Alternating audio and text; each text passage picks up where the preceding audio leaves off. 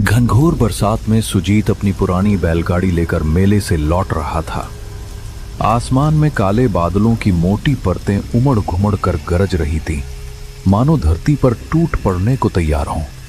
बिजली की चमक जब जब आसमान को चीरती, पूरा जंगल पल भर के लिए सफेद उजाले में नहा उठता और फिर अगले ही क्षण और भी भयावना अंधकार में डूब जाता। शाम ढल चुकी थी और अंधेरा अब तेजी से चारों ओर फैल रहा था। तेज हवा पेड़ों को झकझोर रही थी, सूखे पत्तों की सरसराहट किसी अनजानी आहट सी लग रही थी।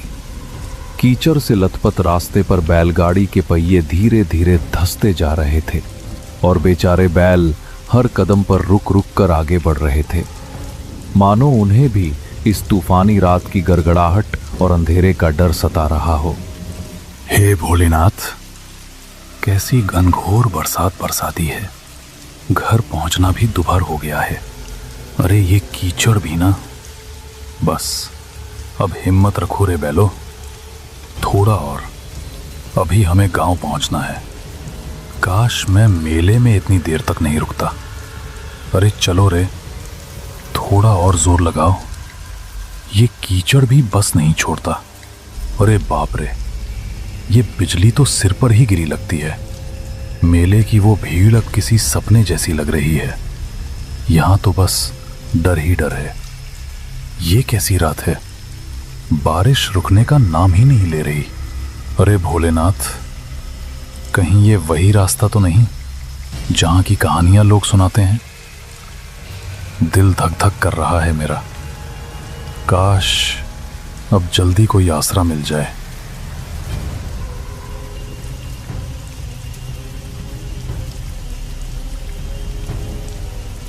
बारिश अब और भी तेज होती जा रही थी। बूंदें इतनी वेग से गिर रही थीं कि चेहरे पर पड़ते ही हल्की सी चोट का एहसास होता था। आसमान में बिजली बार बार चमक रही थी और बादलों की गड़गड़ाहट से धरती जैसे कांप उठती थी। चारों ओर सन्नाटा पसरा हुआ था। न कोई इंसान, न कोई आवाज, बस बारिश की लगातार ध्वनि और दूर कहीं से आती जंगली जानवरों की डरावनी आवाजें। सुजीत का दिल जोर जोर से धड़कने लगा। उसने इस रास्ते के बारे में कई डरावनी कहानियां सुनी थीं। दिन में यह रास्ता सुरक्षित लगता था, मगर इस तूफानी रात में सब कुछ भयानक रूप ले चुका था। तभी अचानक उसे दूर कहीं से मंदिर की घंटी की आवाज सुनाई दी। अजीब बात यह थी कि वो आवाज बारिश के शोर के बीच भी साफ और गूंजती हुई सुनाई दे रही थी। सुजीत ने ध्यान से सुना। हां, ये निश्चित ही किसी मंदिर की घंटी थी। अरे ये आवाज, ये तो मंदिर की घंटी जैसी लग रही है। हां बिल्कुल, पर इतनी तेज बारिश में कौन बजा रहा होगा इसे? सुजीत ने बैलों को उस आवाज की दिशा में मोड़ दिया। कुछ दूरी तय करने के बाद उसे घने पेड़ों के बीच एक बहुत ही पुराना शिव मंदिर दिखाई दिया। मंदिर पत्थरों से बना था और देखने में काफी जर्जर व प्राचीन लग रहा था, पर अजीब बात यह थी कि उसके भीतर से हल्की सी रोशनी झिलमिला रही थी। सुजीत ने अपनी बैलगाड़ी मंदिर के पास रोकी और उत्सुकता व डर के मिले जुले भाव के साथ जल्दी से मंदिर के अंदर चला गया। मंदिर बाहर से जितना पुराना लग रहा था, अंदर उतना ही स्वच्छ और शांत था। शिवलिंग के सामने अगरबत्तियां जल रही थीं और चारों ओर दूध और चंदन की हल्की सी खुशबू फैली हुई थी। ऐसा लग रहा था जैसे किसी ने अभी अभी पूजा की हो, मगर वहां कोई दिखाई नहीं दे रहा था। कोई है यहां? कृपया बाहर आइए। मैं रास्ता भटक गया हूं। बारिश बहुत तेज हो रही है। रास्ता कीचड़ में डूब गया है। बैल भी थक गए हैं। अगर थोड़ी देर यहीं रुक जाऊं तो कोई आपत्ति तो नहीं? अजीब है, मंदिर में रोशनी जल रही है, अगरबत्तियां भी सुलगी हैं, फिर कोई दिख क्यों नहीं रहा? कुछ देर बाद मंदिर के पीछे वाले कमरे से एक वृद्ध साधु प्रकट हुए, जिन्होंने गेरुए वस्त्र धारण कर रखे थे। उनकी लंबी सफेद दाढ़ी छाती तक लटक रही थी और माथे पर त्रिपुंड का गाढ़ा चिन्ह बना था। उनकी आंखों में गहरी शांति थी, पर चेहरे पर किसी गहरी चिंता की छाया साफ झलक रही थी। कौन हो तुम बेटा? इस तूफानी रात में यहां कैसे आ पहुंचे? महाराज, मैं पास के गांव से लौट रहा था। मेला देर तक चला गया, इसलिए देर हो गई। रास्ते में इतनी भयंकर बारिश शुरू हो गई कि कुछ सूझा ही नहीं। तभी मंदिर की घंटी की आवाज सुनी और यहां चला आया। वे कुछ क्षणों तक सुजीत को निहारते रहे, मौन और स्थिर। फिर धीरे धीरे शांत स्वर में बोले, इस समय जंगल में रुकना उचित नहीं है। ये जगह दिन में भले शांत लगे, पर रात में इसका रूप बदल जाता है। हर आवाज का यहां कोई ना कोई अर्थ होता है और हर सन्नाटे में कोई छिपा हुआ स्वर। बेटा, अगर तुमने बाहर की घंटी सुनी है तो जान लो, वो हर किसी को नहीं बुलाती। मगर महाराज, आप कह रहे हैं कि वो घंटी हर किसी को नहीं बुलाती। इसका क्या मतलब है? साधु ने एक गहरी सांस ली। उनकी आंखों की शांति अब गंभीरता में बदल गई। कुछ पल तक वे मौन रहकर सुजीत को ध्यान से देखते रहे, मानो उसके भीतर कुछ खोज रहे हों। फिर धीरे से बोले, बेटा, आज की रात यही मंदिर में रुक जाना। बाहर तूफान अभी थमने वाला नहीं है, मगर मेरी बात ध्यान से सुन। आधी रात के बाद अगर कोई आवाज सुनाई दे, चाहे कोई पुकारे, रोए या तुम्हारा नाम ले, किसी भी हालत में इस मंदिर की सीमा के बाहर मत जाना। याद रखना, हर आवाज इंसान की नहीं होती। सुजीत को साधु की बात कुछ अजीब जरूर लगी, पर उनके चेहरे पर झलकती गंभीरता देखकर साफ महसूस हो रहा था कि वे मजाक नहीं कर रहे थे। जी महाराज, मैं आपकी बात का ध्यान रखूंगा।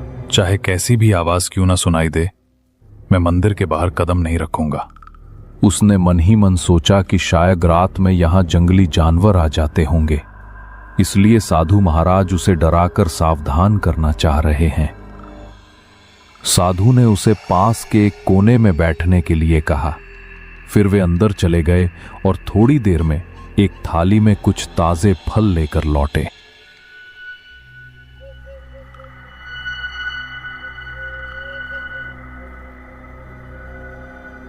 लो बेटा, ये कुछ ताजे फल खा लो। रास्ता लंबा था, शरीर को आराम और भोजन दोनों की जरूरत है।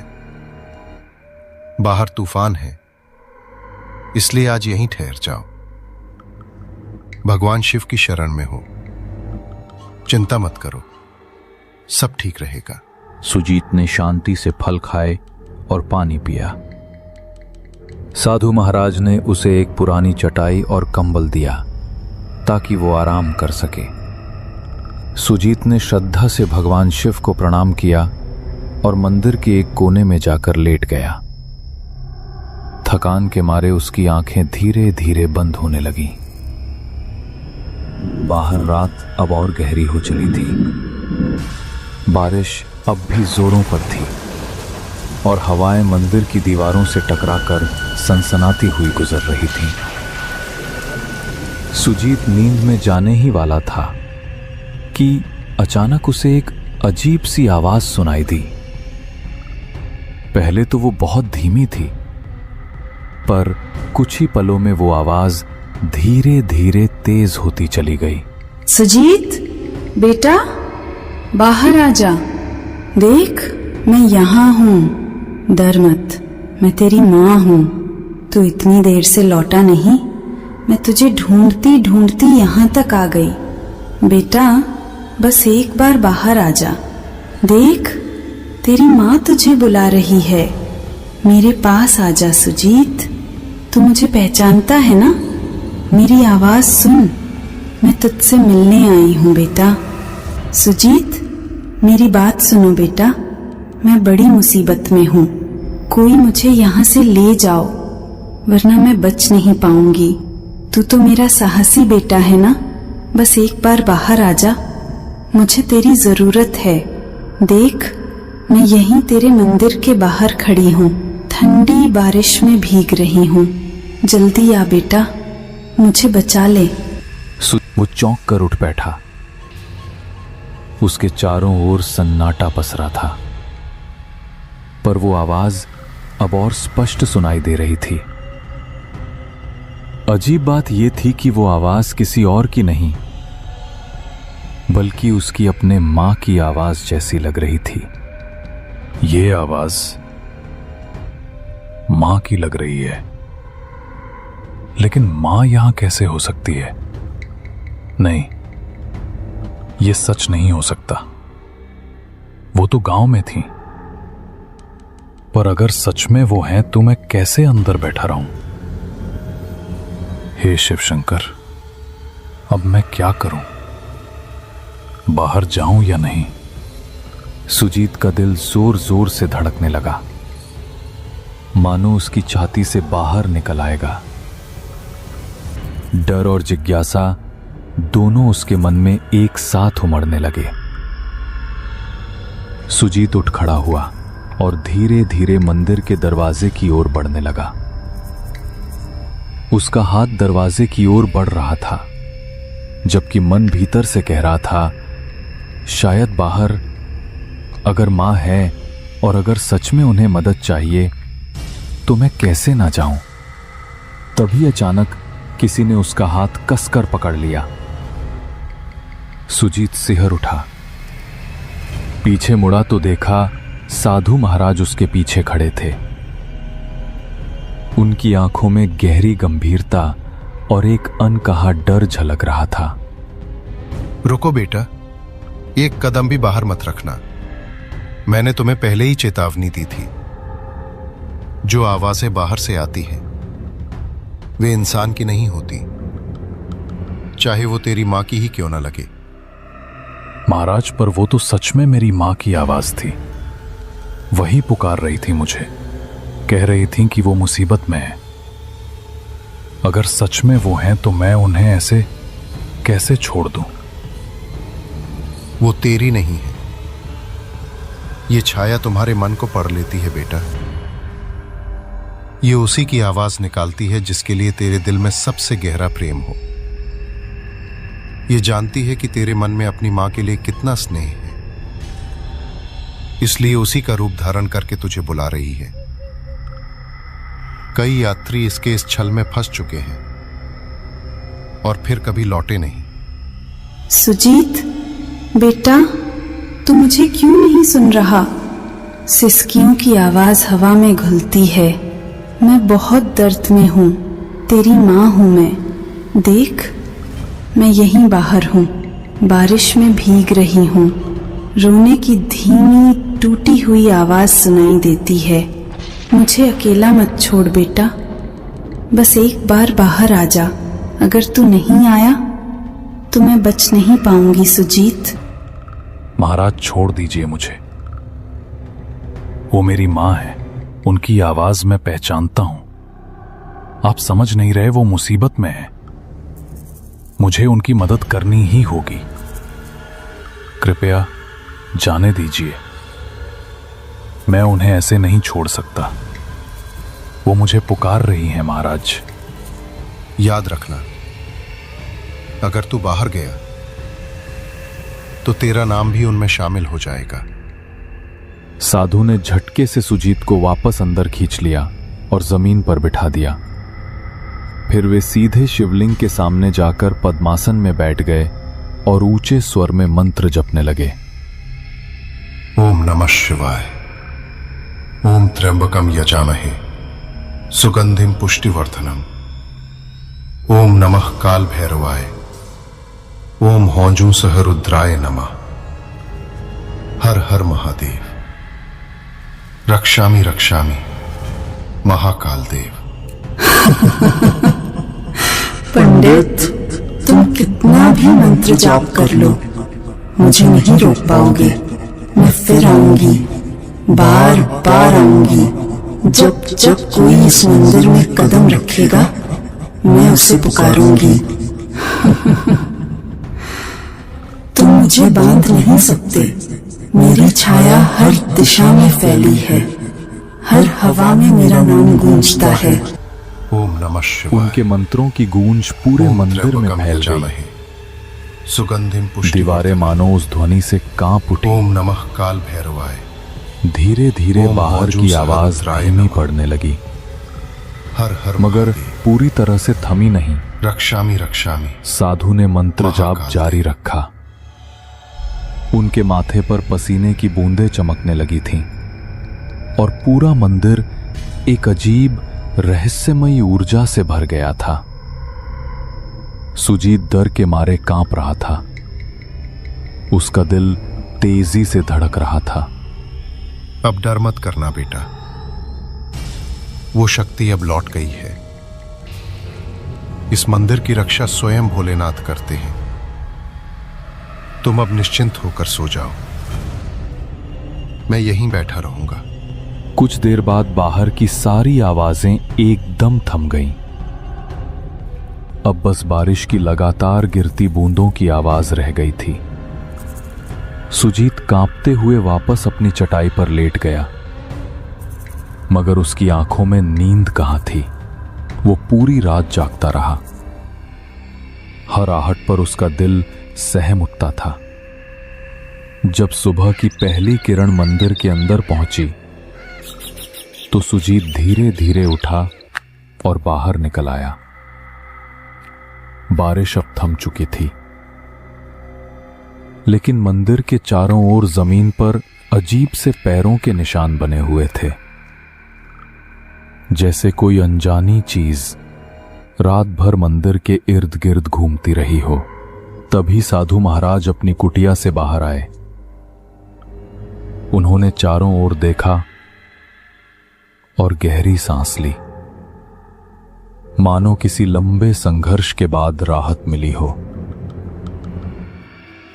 देख रहे हो बेटा, ये निशान, ये उसी छाया के हैं जो पूरी रात मंदिर के चारों ओर मंडराती रही। वो कोशिश कर रही थी कि तुम्हें बाहर खींच ले जाए, तुम्हारे मन के प्रेम का इस्तेमाल करके तुम्हें अपने जाल में फंसाए। पर भगवान शिव की कृपा से वो इस मंदिर की सीमा पार नहीं कर सकी। ये रेखाएं उसकी असफलता की निशानी है। वो अब भी मुक्ति नहीं पा सकी, इसलिए हर तूफानी रात में लौटती है, किसी नए मन को बहकाने। महाराज, ये छाया आखिर कौन है? क्यों हर रात यहां आती है और क्यों मुझे अपनी मां की आवाज में बुला रही थी? इसका क्या रहस्य है? इसकी पिछली कहानी क्या है? बेटा, यह छाया कोई साधारण आत्मा नहीं है।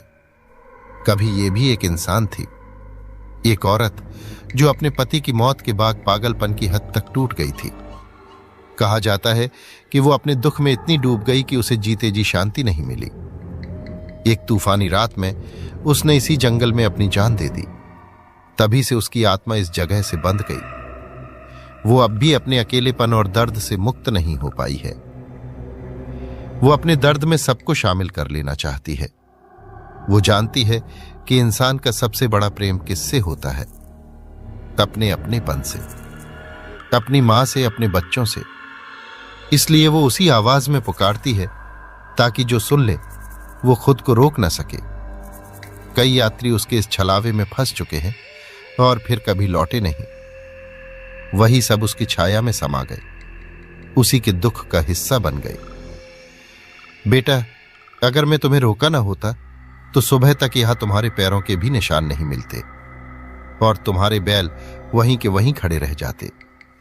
सुजीत के रोंगटे खड़े हो गए। सुजीत ने कांपते हाथों से साधु के चरण छुए। साधु महाराज, अगर आप मुझे नहीं रुकते तो पता नहीं मेरा क्या होता। साधु महाराज, आपने मेरी जान बचाई है। अगर आप ना होते तो आज मैं जिंदा नहीं होता। मैं आपका आजीवन ऋणी रहूंगा, इसे मैं कभी नहीं भूलूंगा। बेटा, मुझे नहीं, भगवान शिव को कहना। उन्हीं की कृपा से तुम आज सुरक्षित हो। याद रखना, उस छाया से बचने का एक ही उपाय है, श्रद्धा और विश्वास। ये दोनों कभी मत भूलना। सुजीत ने भगवान शंकर की मूर्ति के पास जाकर श्रद्धा से प्रणाम किया।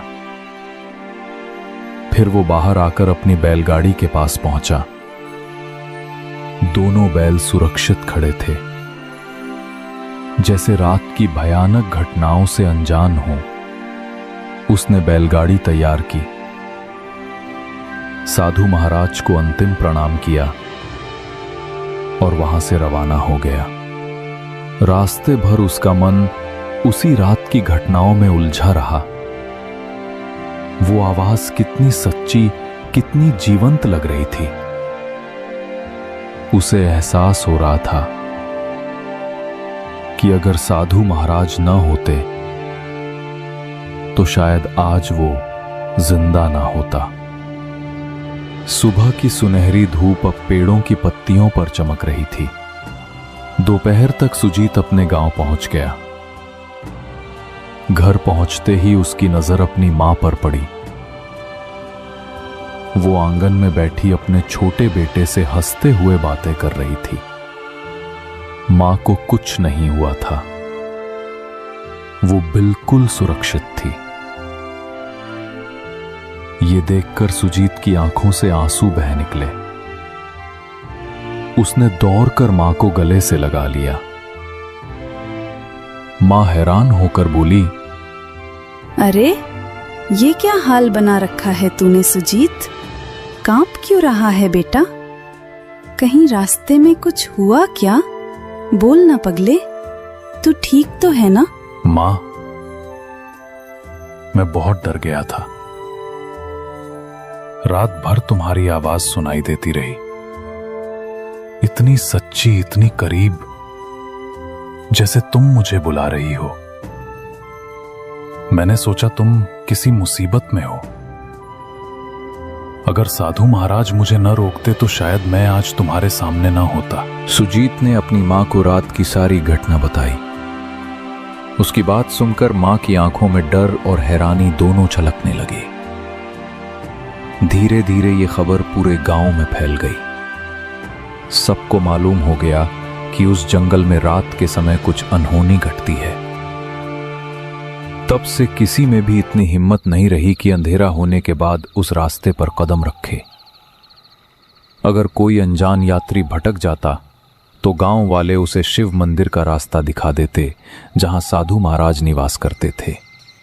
अब सुजीत हर महीने मंदिर जाता, श्रद्धा से साधु महाराज के चरण छूता और पूजा का सामान व फल अर्पित करता।